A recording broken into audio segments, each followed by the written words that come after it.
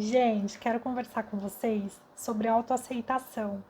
Eu venho aqui, compartilhando uma série de conteúdos sobre o quanto a gente potencializa o surgimento e a manutenção dos conflitos quando a gente vai para o mundo insatisfeito das nossas necessidades. Agora, a necessidade mais básica que existe é a necessidade da autoaceitação.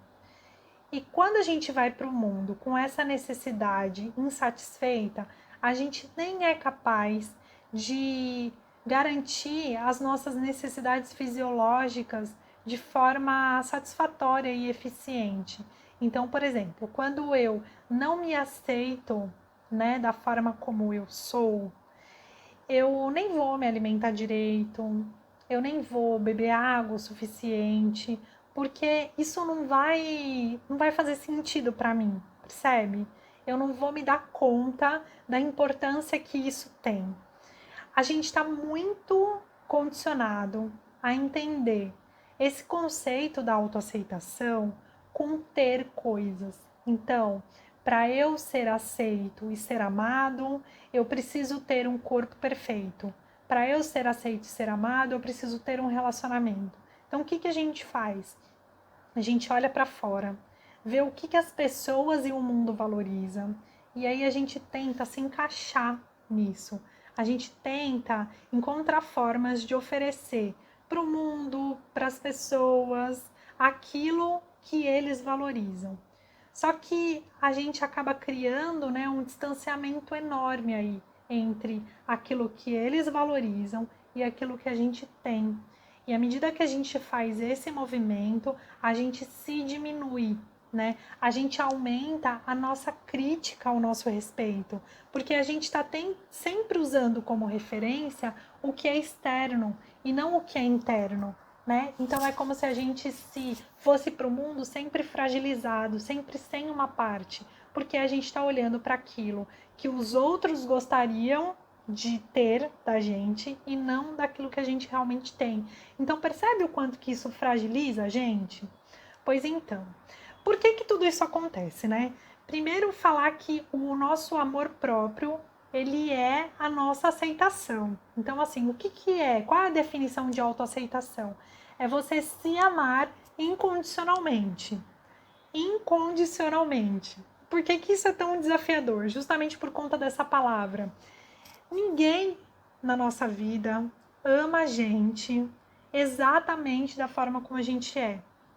Integralmente, eu quero dizer, Sabe uma criança, quando a gente olha para ela e fala assim: nossa, isso que você faz é incrível. Aí passa 5 minutos, ela faz uma manha, uma birra, ou ela tenta se comunicar a partir do recurso que ela tem. Aí a gente olha para ela e fala assim: nossa, que feio. Quando a gente faz isso, a gente está falando para essa criança que a gente não valoriza aquele comportamento. Muito pelo contrário, que a gente despreza aquele comportamento. E quando a gente comunica isso para essa criança, a gente está falando que aquilo não é legal que ela tenha, mas ela tem aquilo.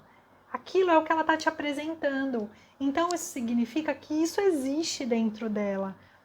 E aí passa a existir, então, um movimento de ocultar alguns comportamentos que a gente tem, que são da nossa natureza, porque percebe, um comportamento ele é incentivado por uma emoção.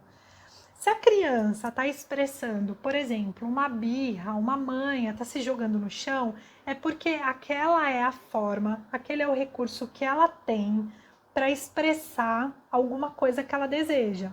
Porque, galera, só adulto que se comunica com o nível de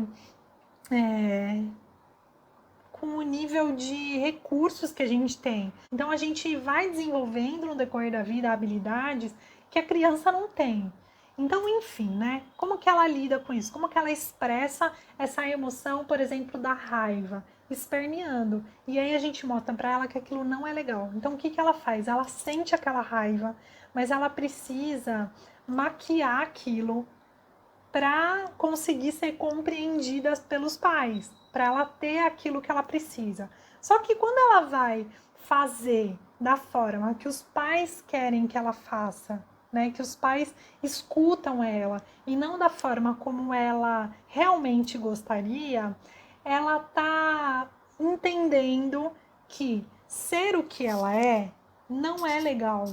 Então ela precisa ser do jeito que os pais gostariam que ela fosse. Então percebe? Os nossos pais, os nossos cuidadores, eles já trazem pra gente os fatores, né, que são condicionantes pra gente ser amado e pra gente ser aceito. Então a criança ela já sabe que ela é bem aceita, que ela é bem amada naquele contexto, a partir do momento que ela age conforme aquela família valoriza. Então, desde sempre, a gente já está inserido dentro desse contexto. Por isso que a gente cresce e vai para o mundo fazendo esse movimento, né? Então, deixando de agir conforme, né, com coerência aquilo que a gente acredita, porque aquele grupo do qual a gente pertence ou que a gente quer pertencer não valoriza aquilo. Então, a gente não é capaz de colocar em prática aquilo que a gente não aprendeu. E como a gente não aprende, né, a ser aceito e a ser amado nessa completude toda, de forma inteira e única, a gente também não faz isso com a gente na nossa vida. Então, assim, ó, autoaceitação, ela tem a ver com o amor incondicional que você sente por você mesmo. Como isso fica muito subjetivo pra gente, use sempre como critério o seguinte: a autoaceitação, ela tá relacionada com aquilo que te faz bem, que te traz bem-estar, que te traz satisfação, tá?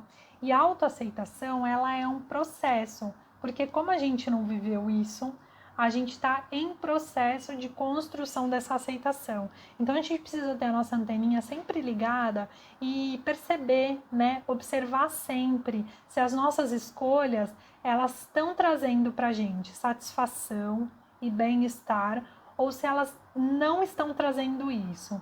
Eu gosto muito de uma teoria que vem, né, das constelações familiares, que define o que é bom e o que é ruim.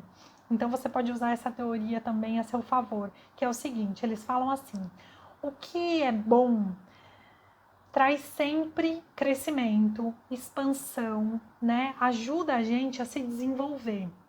E o que é ruim não está a favor disso, né? Então assim, se você vai tomar uma decisão, observa, né, se essa decisão ela está a serviço do seu crescimento ou se ela é um desserviço ao seu crescimento.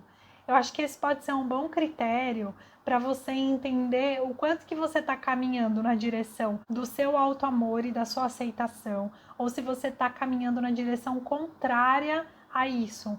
Porque a autoaceitação, ela sempre vai te levar para o crescimento, para o desenvolvimento e para a expansão. E todas as vezes que a gente não faz esse caminho, a gente está indo para um caminho que eleva, né, a nossa crítica, por exemplo, a nossa comparação. E para a gente fazer isso, a gente precisa empregar muita energia, precisa ter muita dedicação. É um trabalho intenso da gente se conhecer antes. Porque a partir do momento que a gente se conhece, a gente vai se empoderando, a gente vai se apropriando daquilo que a gente tem, tá bom? E aí a gente não precisa buscar isso fora. A gente começa a entender o que é que existe dentro, valorizar o que tem dentro, e aí a gente é capaz de oferecer isso para o mundo.